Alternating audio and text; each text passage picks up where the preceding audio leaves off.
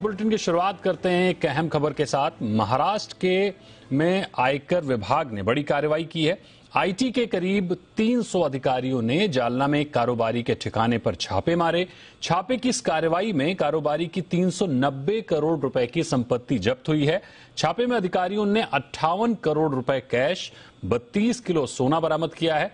ठिकाने से बरामद नकदी इतनी ज्यादा थी कि अधिकारियों को इसे गिनने में कई घंटे का समय लगा। कैश गिनने के काम में कई लोगों को लगाया गया। कारोबारी के ठिकानों पर रेड बीते कई दिनों से जारी थी। कारोबारी के घर अफसर बाराती बनकर पहुंचे थे। और इस खबर पर हमारे साथ जुड़ रहे हैं हमारे सहयोगी राकेश त्रिवेदी। उनसे समझते हैं कि क्या पूरा मामला था। राकेश, इतनी बड़ी रकम 58 करोड़ रुपए कैश, 32 किलो सोना, मतलब आप समझ सकते हैं कितनी बड़ी चीज है।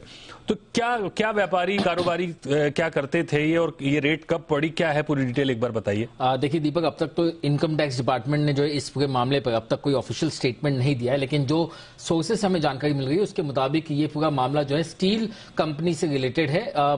अधिकारियों के पास ये एक इंटेलिजेंस की रिपोर्ट थी और उन्हें जो है जीएसटी डिपार्टमेंट से कुछ जानकारी मिली थी, जिसके बिना पर इस पूरे ऑपरेशन की प्लानिंग की गई और उसे अंजाम देने की कोशिश की गई। तो सूत्रों का यह भी कहना है कि इनकम टैक्स डिपार्टमेंट को इससे ज्यादा कैश मिलने की उम्मीद थी। हालांकि उसके बाद में जब वो पहली बार जब छापेमारी के लिए पहुंचे तो वहां उन्हें सिर्फ दस्तावेज मिले, और जब और उन्होंने पूछताछ की तब वो वहां से एक जगह से दूसरी जगह पर गए, दूसरे फार्म हाउस पर, फैक्ट्री पर, अलग अलग ठिकानों पर उन्होंने छापेमारी की और तब जाकर के उन्हें एक फैक्ट्री के अंदर ये कैश मिला, जिसकी तस्वीरें लगातार हम टेलीविजन स्क्रीन पे अपने दर्शकों को दिखा रहे हैं। इसमें ये 58 करोड़ कैश, इसके अलावा 32 किलो सोना और कुल मिलाकर के जो बेनामी संपत्ति है उसकी वैल्यूएशन 300 करोड़ से ज्यादा की बताई जा रही है और टोटल जो वैल्यूएशन है वो 390 करोड़ की बताई जा रही है। जैसे कि आपने कहा, तकरीबन 10 से ज्यादा कैश काउंटिंग मशीन्स को जो है वहां पर टीम लेकर के गई और उसके बावजूद उन्हें 13 से 14 घंटे का वक्त लगा है इन नोटों को गिनने के लिए। एक तरीके से नोटों का पहाड़ जो है वो उस बना करके टेबल पर रखा गया था और यही तस्वीरें जो है सबको चौंका गई है। लेकिन राकेश, इतनी बड़ी रकम मिलना, मतलब जालना जैसे शहर में किसी कारोबारी के वहां, जाहिर सी बात है कि ये काला धन तो होगा ही होगा। कब पड़ी थी रेड और कार्रवाई इतने लंबे समय तक चलने की वजह?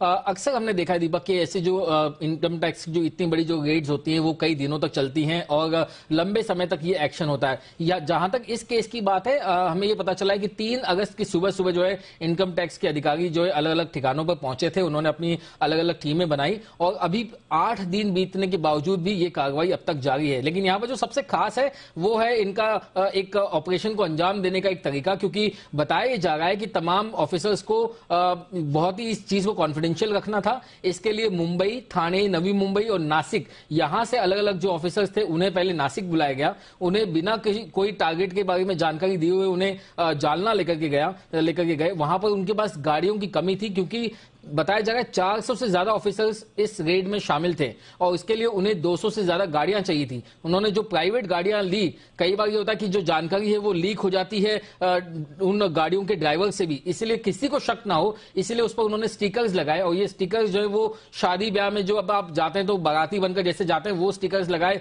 राहुल वेट्स अंजलि एक फिल्म है जिसमें ये दोनों किरदार है, तो ये ऑपरेशन कुछ कुछ होता है जैसा उन्होंने एकदम फिल्मी अंदाज में इस पूरे ऑपरेशन को अंजाम दिया और आखिरकार जो कुछ भी इस ऑपरेशन के बाद, छापेमारी के बाद जो सामने मिला वो सबके सामने है। काफी फिल्मी अंदाज में है। राहुल वेट्स अंजलि तो थे ही, उसके अलावा जैसे आपने अजय देवगन की एक फिल्म देखी जिसमें रेड डाली गई थी और बड़ा इंटरेस्टिंग मूवी रही वो। तो फिलहाल ये बड़ी खबर कि जालना में एक बड़ी रेड सामने आई है। बहुत बहुत शुक्रिया करेंगे राकेश आपका हमारे साथ जुड़ने के लिए और इस अहम खबर को बताने के लिए।